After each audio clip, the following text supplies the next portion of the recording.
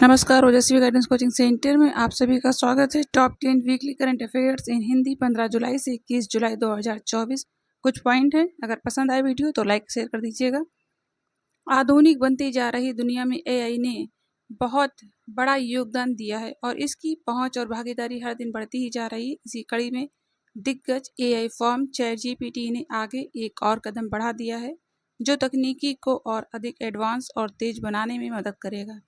बता दें कि हाल ही में ओपन एआई ने GPT-40 मिनी को भी लॉन्च कर दिया है, जो पिछले वर्जन से कहीं अधिक एडवांस माना जा रहा है। यह चैट जीपीटी का पावर एफिशिएंटी और छोटा एआई मॉडल है। इसका उद्देश्य नए और स्टार्टअप कस्टमर्स को विशेष तौर पर लाभ पहुंचाना है, जो उनके बिजनेस को आगे बढ़ाने में काफ़ी मदद करने वाला है।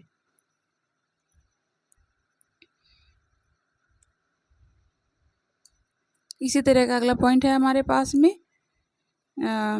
पानी कैसे मापते हैं। मापन की इकाई जो है मिलीमीटर। एमएम में बारिश को मात्रा को मापने की प्रथा काफ़ी पुरानी है और जिसे आज भी फॉलो किया जा रहा है। मिलीमीटर मापन की एक छोटी यूनिट है जो छोटी छोटी मात्रा को मापने के लिए उपयुक्त होती है। ऐसे ही बारिश को मापने के लिए मिलीमीटर का उपयोग किया जाता है। चलिए अब समझते हैं इसके पीछे कारण क्या है। एमएम बारिश मापन की एक इंटरनेशनल यूनिट भी है। आपकी जानकारी के लिए बता दें कि मिलीमीटर की मापन विधि में बारिश की मात्रा का सटीक अनुमान लगाया जा सकता है। वर्षा को मापने का यह तरीका मौसम विशेषज्ञों और कृषि विशेषज्ञों के लिए बहुत ही उपयोगी साबित होता है। साथ ही पानी की उपलब्धता और मौसम के रुझानों को बेहतर बनाने के लिए भी उपयोग किया जाता है। हमारे पास अगला पॉइंट है भारतीय टीम के श्रीलंका दौरे के लिए सिलेक्शन कमेटी ने टीम की घोषणा कर दी है। इस दौरे के लिए टीम में खिलाड़ियों के चयन से बड़ी चर्चा टीम की कप्तानी को लेकर हो रही है। धाकड़ बल्लेबाज सूर्य कुमार यादव को T20 टीम का कप्तान बनाया गया।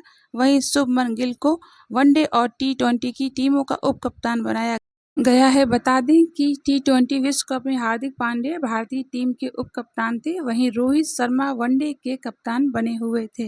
हमारे पास अगला पॉइंट है रिटायरमेंट के बाद हर वरिष्ठ नागरिक को एक अच्छी रिटर्न स्कीम की तलाश रहती है। ऐसे में केंद्र सरकार वरिष्ठ नागरिकों को ध्यान में रखते हुए एक अच्छी और विश्वसनीय योजना senior citizen savings scheme SCSS चला रही है, जहां आपको अच्छा रिटर्न मिलना है। चलिए यहाँ हम इस योजना के बारे में विस्तार से समझते हैं। सीनियर सिटीजन सेविंग्स स्कीम में भारतीय सीनियर सिटीजन एक मुश्त राशि का निवेश कर सकते हैं और नियमित आय का लाभ उठा सकते हैं। वरिष्ठ नागरिक पोस्ट ऑफिस या अधिकृत बैंक के माध्यम से इस योजना का लाभ उठा सकते हैं।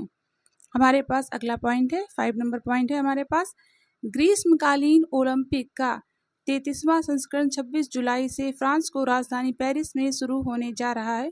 इसका आयोजन फ्रांस के 16 अन्य शहरों में किया जाएगा। इसका समापन 11 अगस्त को होगा। ऐसे में चर्चा में बने रहने के लिए इन खेलों से जुड़े कुछ तथ्यों के बारे में जानने की कोशिश करते हैं। यह तीसरा मौका है जब इन खेलों का आयोजन पेरिस में किया जा रहा है।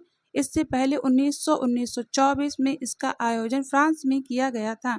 यह लंदन 1908, 1948, 2012 के बाद 3 ओलंपियाड की मेजबानी करने वाला दूसरा शहर बन गया है।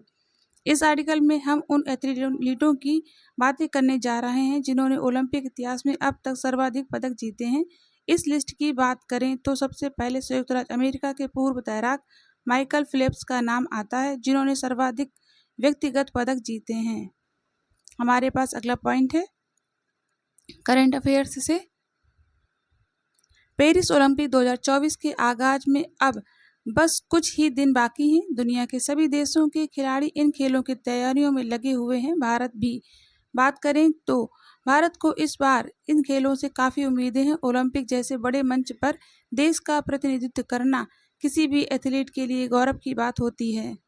वहीं अपने देश के लिए ओलंपिक ध्वजवाहक बनना किसी भी एथलीट के लिए गर्व की बात है। अगला पॉइंट है हमारे पास में पेरिस 2024। पेरिस ओलंपिक 2024 ओलंपिक का आगाज 26 जुलाई से होने जा रहा है। भारत सहित दुनिया के सभी देश इन खेलों की तैयारियों में लगे हुए। ओलंपिक के पिछले कुछ आयोजनों में भारतीय एथलीटों की संख्या में लगातार वृद्धि देखी गई है। इस बार भी भारत अपने ओलंपिक मिशन के लिए पहले से ही तैयारियों में लगा हुआ है। इस आर्टिकल में हम पेरिस 2024 ओलंपिक में प्रतिस्पर्धा करने वाले प्रत्येक भारतीय एथलीट और टीम के बारे में विस्तार से जानेंगे। टोक्यो 2024 ओलंपिक की बात करें तो भारत ने 124 एथलीटों के दल को भेजा था। टोक्यो ओलंपिक में भारत ने 7 पदक जीते थे। हमारे पास में अगला पॉइंट है इसी सीरीज में।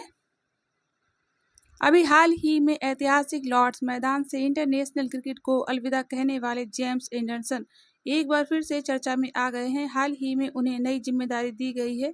यह उनकी क्रिकेट के प्रति लगाव को दर्शाता है। जिमी को वेस्टइंडीज के खिलाफ जारी सीरीज में इंग्लैंड के गेंदबाजी मेंटोर के रूप में नई जिम्मेदारी दी गई है। गेंदबाजी मेंटोर के रूप में वह टीम के साथ अपने अनुभव को साझा करेंगे, जिसका लाभ टीम की गेंदबाजी डिपार्टमेंट को होने वाला है। वेस्टइंडीज के खिलाफ पहले टेस्ट के बाद क्रिकेट से रिटायर होने वाले जिमी अपनी नई नौकरी में व्यस्त हो गए हैं।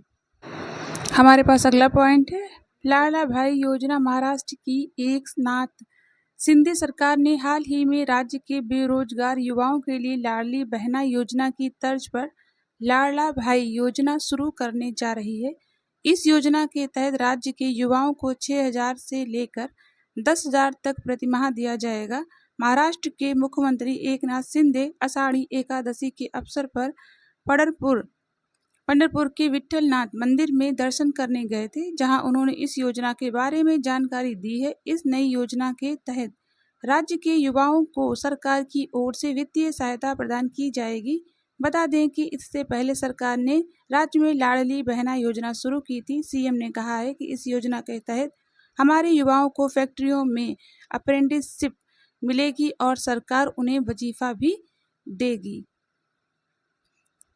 इसी कड़ी में हमारे पास में एक और पॉइंट है 10 नंबर पॉइंट, प्रधानमंत्री मुद्रा योजना। केंद्र की मोदी सरकार ने लघु और सूक्ष्म उद्यमियों को आय सृजित करने के लिए प्रधानमंत्री मुद्रा योजना PMMY 8 अप्रैल 2015 को लॉन्च की थी। इसके तहत गैर कारपोरेटिव, गैर कृषि, लघु और सूक्ष्म उद्यमियों को 10 लाख रुपए तक के ऋण का प्रावधान किया गया है। इस योजना के तहत मध्यम वर्ग के उद्यमियों को कम ब्याज दर पर ऋण उपलब्ध कराया जाता है। यहाँ हम इस योजना के बारे में विस्तार से जानने की कोशिश करेंगे। PMMY के तहत सदस्य ऋणदाता संस्थाओं MLI, बैंकों, गैर बैंकिंग वित्तीय कंपनियों NBFC, सूक्ष्म वित्त संस्थाओं MFI, सहकारी बैंकों, अन्य वित्तीय संस्थाओं के माध्यम से लोन मुहैया कराया जाता है। बता दें कि इस योजना से नवाचार और प्रति व्यक्ति आय में सतत वृद्धि देखी गई।